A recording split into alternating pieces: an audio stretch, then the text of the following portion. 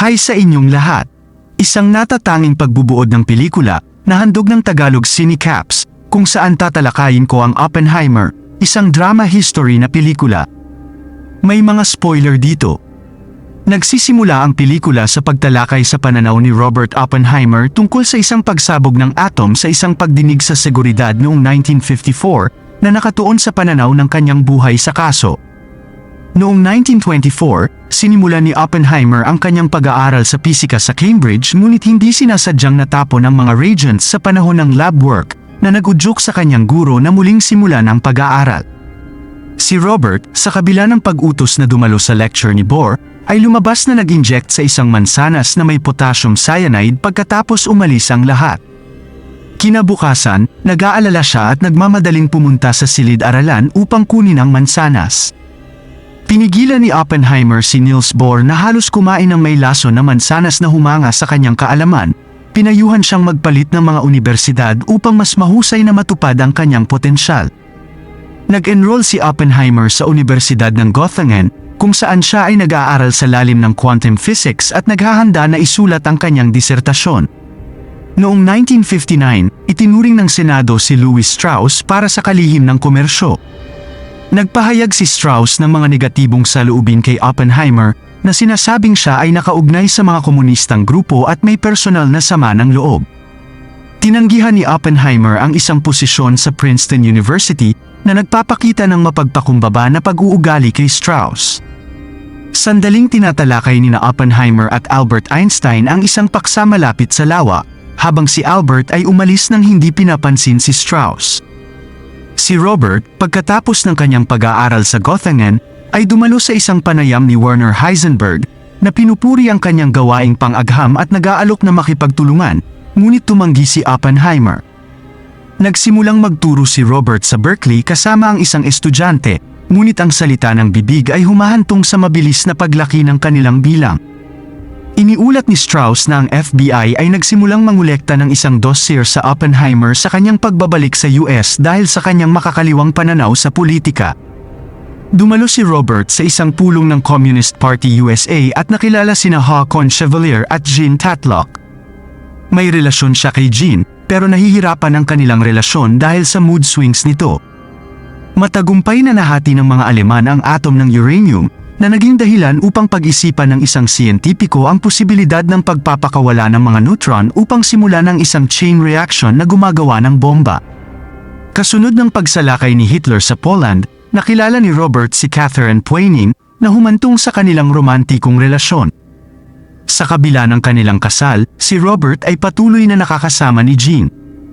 Inamin ni Oppenheimer na ang neutralidad ng mga komunista sa simula ng digmaan ay lubhang nagpapahina sa kanyang tiwala, sa kabila ng pagiging miyembro ni Catherine ng kanilang partido. Nakilala ni Oppenheimer si General Leslie Groves sa universidad at iniimbitahan na pamunuan ang Manhattan Project na bumuo ng atomic bomb. Nag-aalala si Groves tungkol sa potensyal ng mga Nazi at ang tanging pagkakataon ng US na talunin si Hitler. Ipinapaliwanag ni Oppenheimer na ang mga siyentipiko mula sa iba't ibang bansa ay dapat kasangkot sa pagpapaunlad.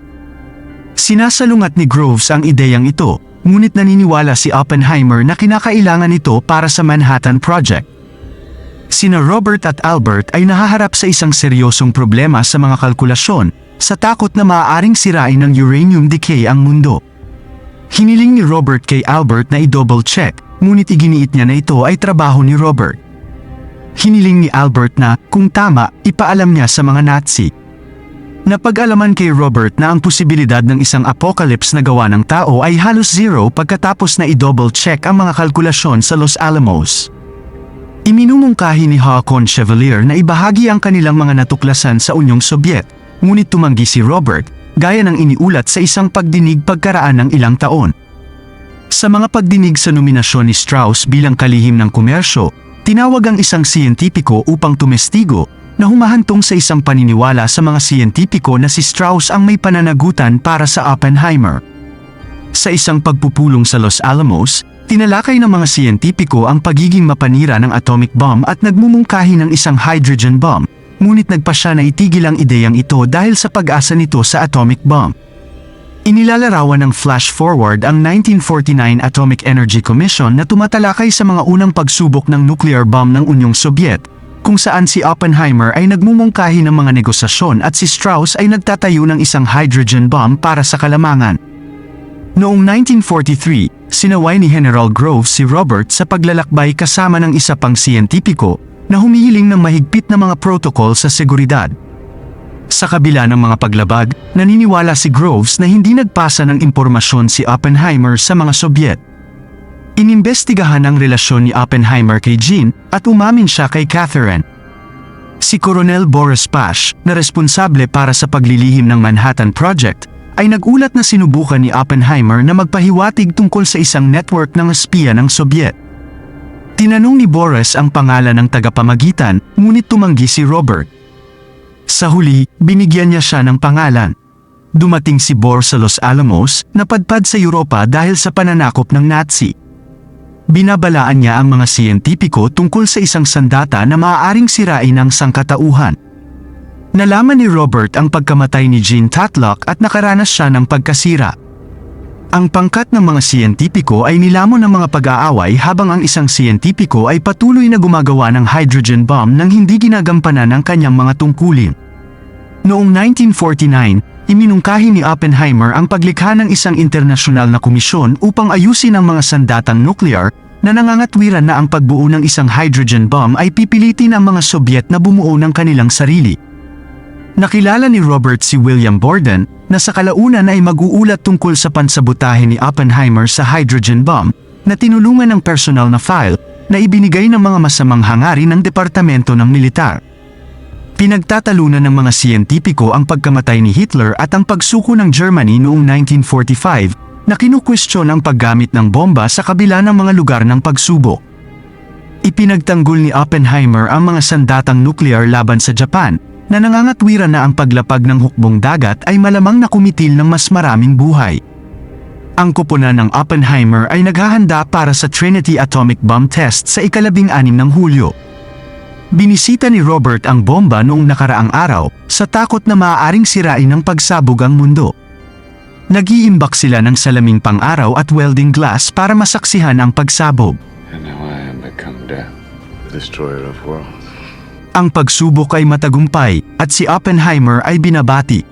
Gumawa ang mga siyentipiko ng 2 pang bomba at ipinadala ang mga ito sa militar na nagdulot ng mga problema sa moral para kay Robert.